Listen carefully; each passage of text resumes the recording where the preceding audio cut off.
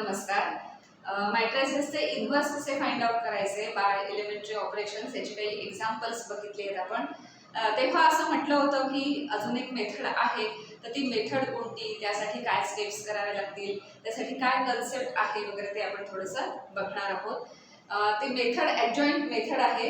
Formula simple आहे. ए inverse एखाद्या एचा इन्व्हर्स फाइंड आउट करायचा असेल देन ए इन्व्हर्स काढण्यासाठी तर डिटर्मिनंट ऑफ ए लागतो, म्हणजे डिटर्मिनंट लागतो एचा अँड ॲडजॉइंट ऑफ ए लागतो and 1 determinant of A into adjoint of A. हे एवढंच केलं की आपल्याला इन्व्हर्स मिळतो, त्या एचा इन्व्हर्स मिळतो. आता हा ॲडजॉइंट, कारण डिटर्मिनंट कसा काढायचा आपल्याला माहिती आहे, तो आपण बघितलेलं आहे. आता ॲडजॉइंट कसा काढायचा किंवा त्यासाठी काय स्टेप्स आहेत, मग तो ए हा मॅट्रिक्स वापरून तो ॲडजॉइंट ह्या मॅट्रिक्सपर्यंत कसं जायचं ते बघणार. बिकॉज ही जी डेफिनेशन आहे ती बघितली तर डिटर्मिनंट म्हणजे काय असतो, रिअल नंबर असणार आहे. तो डिनॉमिनेटरमध्ये म्हणून तो नॉन झिरो लागतो, बिकॉज ही डेफिनेशन आहे ए इन्व्हर्सची. सो डिटर्मिनंट म्हणजे रिअल नंबर आहे आणि ए इन्व्हर्स हा मॅट्रिक्सच असणार आहे ना. ए हा मॅट्रिक्स आहे, इन्व्हर्स त्याचा मॅट्रिक्सच असणार आहे. सो ॲडजॉइंट ऑफ ए हा पण काहीतरी मॅट्रिक्सच असणार आहे आणि मग त्याला रिअल नंबरने या मल्टिप्लाय केल्यावर तो इन्व्हर्स मिळतो वगैरे, आपल्याला अशी डेफिनेशन आहे. आता ॲडजॉइंट हा जो मॅट्रिक्स आहे तो कसा फाइंड आउट करायचा, म्हणजे त्याच्यासाठी काहीतरी तो प्रोसेस करावी लागेल. तर तो कसा करायचा, सिंपल आहे, थोडा लेंथी प्रोसेस आहे पण सिंपल आहे. इन्व्हर्स बाय एलिमेंटरी ऑपरेशन्स तुम्ही बघितलं असाल तर ती ऑपरेशन, त्याच्यात कुठली रो ऑपरेशन किंवा कुठली कॉलम ऑपरेशन्स करायची हे नीट कळलं पाहिजे, म्हणजे मग ते सोडवता येतं. तसं तेही फार कठीण नाही आहे, पण ही अजून थोडी सिंपल मेथड आहे. डिटर्मिनंट कसा कॅल्क्युलेट करायचा आहे हे जर आपल्याला माहिती असेल तर अगदी सिंपल आहे. तर ॲडजॉइंट ऑफ मॅट्रिक्स ए हे काढण्यासाठी किंवा या स्टेपपर्यंत जाण्यासाठी आधी काही कन्सेप्ट आहेत ते आपल्याला बघायचे आहेत आणि ते हळूहळू आपण मग ॲडजॉइंट कसा काढायचा मॅट्रिक्सचा ह्याच्याकडे आपण जाणार आहोत. सो फर्स्ट कन्सेप्ट आहे मायनॉस ऑफ मॅट्रिक्स. सो मायनॉस म्हणजे काय, तर मायनॉस ऑफ मॅट्रिक्स म्हणजे काय की एखादा कुठलाही मॅट्रिक्स घेतला, 2x2 घ्या, 3x3 घ्या, 4x4 घ्या, कुठलाही मॅट्रिक्स. सो डिटर्मिनंट काढताना जी प्रोसेस आपण यूज करतो, सपोज आपण फॉर एक्झाम्पल 3x3 मॅट्रिक्स म्हणजे मायनॉस म्हणजे काय ते लक्षात येईल. सपोज 1 2 3 4 5 6 असं 3x3 मॅट्रिक्स आहेत. अर्थात हे सगळं स्क्वेअर मॅट्रिक्ससाठी बघतो आपण. सो मायनॉस म्हणजे कसे असतात, आता 3x3 मॅट्रिक्स असेल तर ह्या मॅट्रिक्ससाठी टोटल 9 मायनॉस येणार आहेत. 9 का, कारण इथे 9 पोझिशन आहेत आणि ते मायनॉस कसे फाइंड आउट करायचे, तर डिटर्मिनंटची जी डेफिनेशन आहे त्या डेफिनेशनने फाइंड आउट करायचं. म्हणजे ह्या पोझिशनचा मायनॉस फाइंड आउट करायचं. ही पोझिशन काय आहे, आपण नॉमेनक्लेचर केलं होतं बघा की सुरुवातीला डिटर्मिनंट अँड मॅट्रिसेसचा मॅट्रिसेस कन्सेप्ट सुरू केला तेव्हा, की प्रत्येक पोझिशन ही इम्पॉर्टंट आहे, ती इंटरचेंज वगैरे करून चालत नाही, म्हणजे असंच कुठलाही नंबर कुठेही घेऊन चालत नाही, ते रिप्रेझेंटेशन आहे. सो हे A11 पोझिशन असं आपण त्याला म्हणतो, A11 A12 A13 या पोझिशनचे नंबर. सपोज A11 पोझिशनचा मायनॉर काढायचा असेल, आता किती मायनॉर येणार आहे, टोटल 9 मायनॉर्स येऊ शकतात, बिकॉज 3x3 मॅट्रिक्स आहेत, 9 पोझिशन्स आहेत, 9 मायनॉर्स येणार आहेत. सो A11 पोझिशनचा मायनॉर काढायचा असेल तर मायनॉर फाइंड आउट करण्याची सिंपल मेथड आहे. A11 पोझिशनचा एलिमेंट ज्या रो मध्ये आहे ती row and that column ignore करायचं. दॅट रो अँड कॉलम जसं आपण डिटर्मिनंटला करतो तसं सेम आहे, डिटर्मिनंटचीच प्रोसेस. आणि मग काय करायचं, या 4 एलिमेंटचा डिटर्मिनंट काढायचं. म्हणजे A11 पोझिशनचा मायनॉर कसा येणार, 5 × 9 - 8 × 6. म्हणजे त्या नंबरला प्रत्येक ठिकाणी डिटर्मिनंट काढण्याची प्रोसेस करायची. डिटर्मिनंटचा जो कन्सेप्ट आहे ना, त्यातली ती प्रोसेस करायची आणि तो नंबर जो येईल विथ साइन जो काही नंबर येईल तो त्या पोझिशनचा मायनॉर असतो. मग हा जसा A11 पोझिशन झाला, A12 पोझिशन वगैरे आपल्याला माहिती. सपोज या पोझिशनचा मायनॉर काढायचा, ही कुठली पोझिशन आहे, 822 पोझिशन. सो 822 पोझिशनचा मायनॉर काढायचा असेल तर आता कसं होणार आहे की हा मध्येच आहे नंबर, त्यामुळे ही रो आणि हा कॉलम आपल्याला इग्नोर करायचा. म्हणजे हा कॉलम इग्नोर करायचा, ही रो इग्नोर करायची. पण लक्षात ठेवा, ऑलवेज डायरेक्शन सेमच ठेवायची, डायरेक्शन चेंज करू नका. डायरेक्शन काय अशी आहे, ह्या डायरेक्शन ही डायरेक्शन मायनस करायची. सो 1 × 9 - 7 × 3 ते केलं की जो नंबर येईल तो 822 पोझिशनचा मायनॉर असणार. So for this example minor कसे काढायचे हे लक्षात आले. अगदी सिंपल मेथड आहे. फक्त काय की 9 मायनॉर्स काढायला लागतात कारण 9 पोझिशन. 2x2 मॅट्रिक्स असेल तर 4च मायनॉर्स काढायला लागतील कारण 4 पोझिशन्स. सो फर्स्ट स्टेप अशी आहे की मायनॉर्स म्हणजे काय आणि ते कसे काढायचे. कसे काढायचे लक्षात आले, सिंपल आहे. कुठल्याही आता ह्या पोझिशनचा नंबर घ्यायचा सपोज ह्या पोझिशनचा. ही पोझिशन कोणती आहे? Third row second column. So A32 position. So A32 पोझिशनचा मायनॉर काढायचा असेल तर हा कॉलम आणि ही रो इग्नोर करायची. आणि कुठल्या एलिमेंट हा कॉलम आणि ही रो इग्नोर केल्यावर काय होणार आहे? 1 into 6 minus 4 into 3. So always ही डायरेक्शन आहे एवढं लक्षात ठेवा. सो असे करून तुम्ही सगळे मायनस 9च्या लाईन काढू शकता. ऍडजंट ऑफ ए कसा काढायचा या प्रोसेसकडे आपण चाललोय, पण ते काढण्यासाठी काही काही गोष्टी आहेत, काही स्टेप्स आहेत. त्या स्टेप्स घेत आपल्याला पुढे ऍडजॉइंट लो फॉर्म करायचा आहे एचा. सो फर्स्ट ए हा गिव्हन असेल तेव्हा त्याचे फर्स्ट स्टेपला काय काढायचे तर मायनॉर्स काढायचे. मायनॉर्स कसे काढायचे ते लक्षात आले. जेवढ्या ऑर्डरचा मॅट्रिक्स असेल तसे ते मायनॉर्स येणार, तेवढ्या पोझिशन तेवढे मायनॉर्स. हे सगळे मायनॉर्स आल्यानंतर त्याला साईन असाइन होणार, म्हणजे प्लस असेल का मायनस असेल, म्हणजे जी काही साईन असेल ती तशीच राहील का त्याचा निगेटिव्ह होईल. जसं आपण डिटर्मिनंट काढताना आठवते तुम्हाला की फर्स्ट पोझिशनचं जेव्हा आपण फाइंड आउट करतो कॅल्क्युलेशन तेव्हा तिथे साईन ॲज इट इज जशी असेल तशी ठेवतो. मधल्या पोझिशनला निगेटिव्ह करतो, म्हणजे जी साईन असेल त्याच्या अपोजिट साईन करायचं. थर्ड पोझिशनला पुन्हा as it is. Fourth position असेल तर निगेटिव्ह. अल्टरनेट साईन आपण चेंज करत असतो. जसं तिथे अल्टरनेट साईन चेंज करतो तसे मायनॉर्स काढण्यासाठी कुठली साईन तिथे घ्यायची त्याला म्हणतात को फॅक्टर्स. म्हणजे आता हे 9 मायनॉर्स काढून झाले या सगळ्या पोझिशनचे. तर आता पुढे काय करणार आपण तर को फॅक्टर्स काढणार आहोत. म्हणजे मायनॉर्सच काढायचे, फक्त त्याला साईन असाइन करायची, म्हणजे को फॅक्टर्स. को फॅक्टर्स म्हणजे सपोज A11 पोझिशनचा नंबर तुम्ही काढला, त्याचा आन्सर आला की 14. सो A11 जे काय असं ते क्रॉस कॅल्क्युलेशन वगैरे केलं ना आपण, त्याच्यानंतर आला आन्सर 14. आता याला साईन काय द्यायची हे कसं ठरतं तर कुठल्या पोझिशनचा नंबर आहे? 11 पोझिशनचा नंबर. तर ह्याला साईन अशी द्यायची असते -1 रेस टू 1 + 1. 1 + 1 म्हणजे काय 1 ना first row first column. So easy to remember की साईन कशी द्यायची आहे तर -1 raise to 1 + 1. -1 raise to 2 means -1 raise to 2 is +1. त्यामुळे 14 ची साईन चेंज होणार नाही, तशी साईन. सपोज A32 पोझिशनचा नंबर आहे आणि काहीतरी -2 असं त्याचा आन्सर आहे. आता ह्याला साईन काय करायची, म्हणजे हा मायनॉर आलाय -2 म्हणून, पण त्याला को फॅक्टर मध्ये आपल्याला कन्वर्ट करायचं, म्हणजे विथ साईन आता त्याला आणायचं. सो त्याचा को फॅक्टर काय येणार आहे तर याला साईन आपल्याला द्यायची, काय मल्टिप्लाय करायचे तर -1 raise to 3 + 2. -1 raise to 3 + 2. So -1 raise to 3 + 2 means की त्याला -1 raise to 5. So -2 into -1 raise to 5. But we know that odd power of -1 gives म्हणजे -1 आणि इवन पॉवर असेल -1 ची तर आन्सर येतं +1. सो ऑड पॉवर आहे त्यामुळे -1 raise to odd power is -1. So minus into minus plus.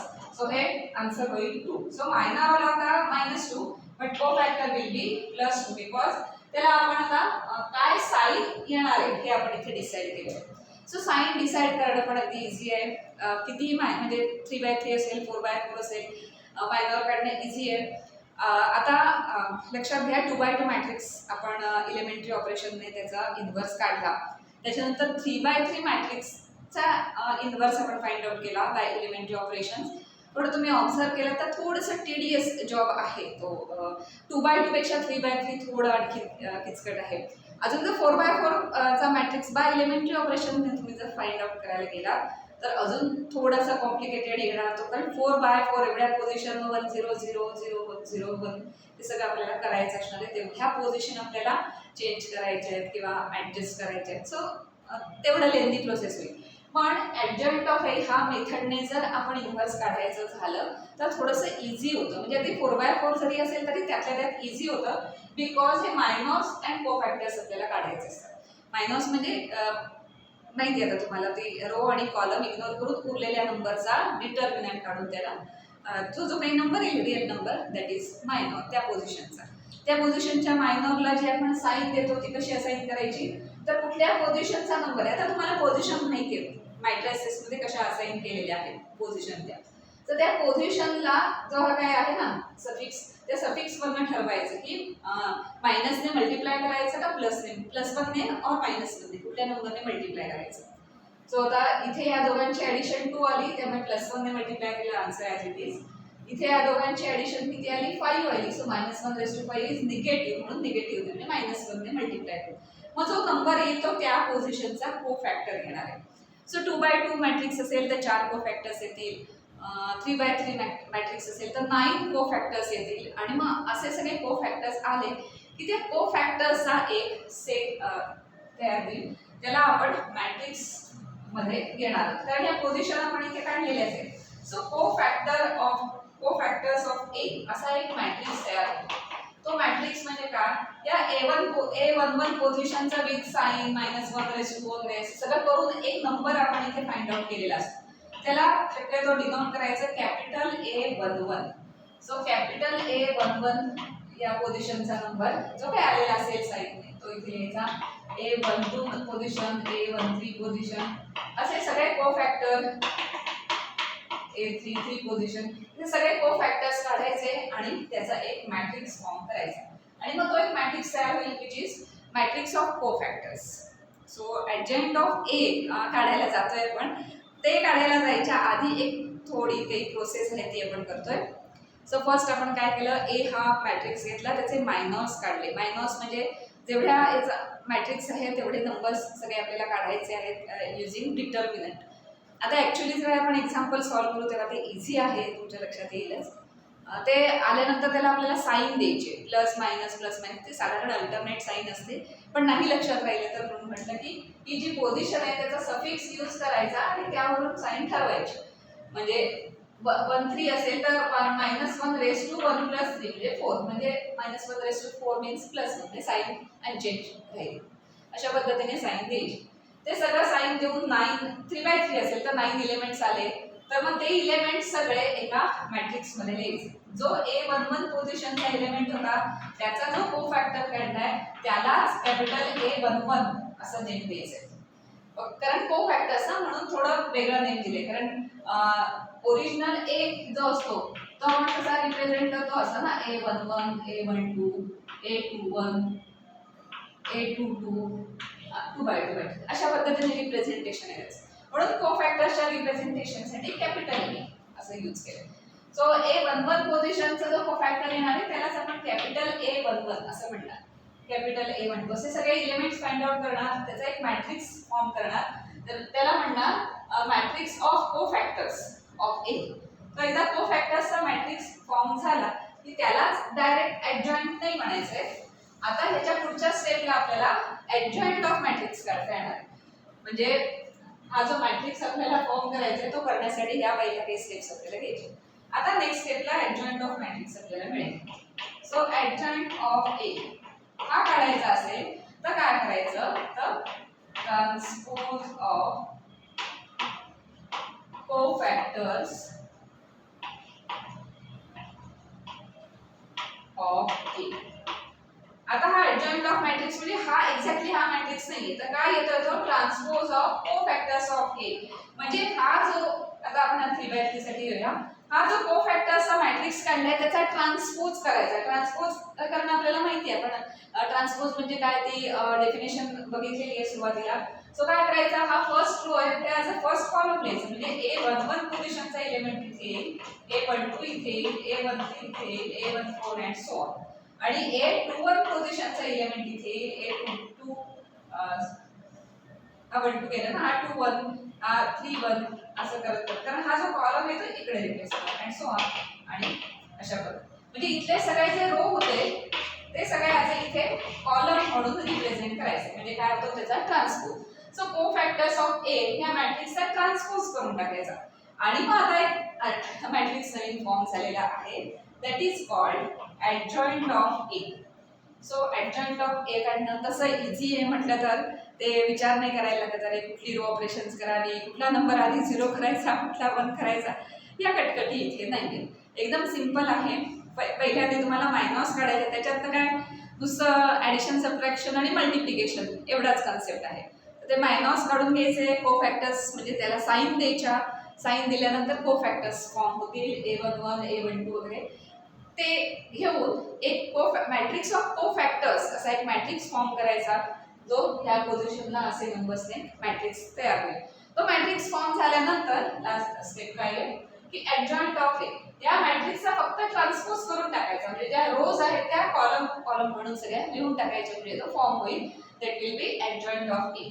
आणि एकदा ऍडजॉइंट ऑफ ए मिळाला की मग एक वर्स फाइंड आउट करणं एकदम इझी आहे. डिटर्मिनंट ऑफ ए काढणं सिंपल आहे, तो आपण काढू शकतो. So 1/a into adjoint of A असं सगळं केलं तर हा मॅट्रिक्सच असणार आहे, हा रिअल नंबर असणार. या रिअल नंबरने याला मल्टिप्लाय करायचं, आत केलं मल्टिप्लाय तरी चालेल, नाही असंच ठेवलं बाहेर तरी चालेल. So this will be your A inverse. अगदीच तुम्हाला एक्झॅक्टली मॅट्रिक्सच काढायचं असेल तर हा जो रिअल नंबर आहे त्याने आतमध्ये जाऊन मॅट्रिक्सला मल्टिप्लाय करून घ्यायचं. सो तुम्हाला जो मिळेल तो तुमचा ए इनव्हर्स आहे. थोडीशी प्रोसेस लेंदी वाटेल तुम्हाला, कारण ते 2x2 असेल तर एकदम सिंपल आहे. 3x3 असेल तर 9 एलिमेंट्ससाठी आपल्याला हे सगळं करावं लागतं. पण तरी सुद्धा फार विचार करायला लागत नाही ह्या मेथडमध्ये, कारण डिटर्मिनंट हा कन्सेप्ट आपला चांगला पक्का आहे, त्यामुळे आपण हे पटापट इथे सॉल्व्ह करू शकतो. सो जेव्हा तुम्हाला असं दिलेलं असेल की find inverse of this matrix आणि मेन्शन केलं नसेल की कुठल्या मेथडने सॉल्व्ह करा, तर आय विल सजेस्ट की ॲडजॉइंट मेथडने तुम्ही सॉल्व्ह केलं तर तुम्हाला इझी होईल. अदरवाईज एक्झाममध्ये दिलेलं असतं की solve by elementary operations, elementary row किंवा कॉलम ऑपरेशन, तेव्हा तुम्हाला कंपल्सरी त्याच पहिल्या मेथडनेच ते सॉल्व्ह करावं लागतं. सो इनव्हर्स काढण्याची डिफरंट मेथड आहे आणि त्याच्या ह्या स्टेप्स आहेत. आपण एक्झाम्पल सॉल्व्ह केली की तुमच्या लक्षात येईल.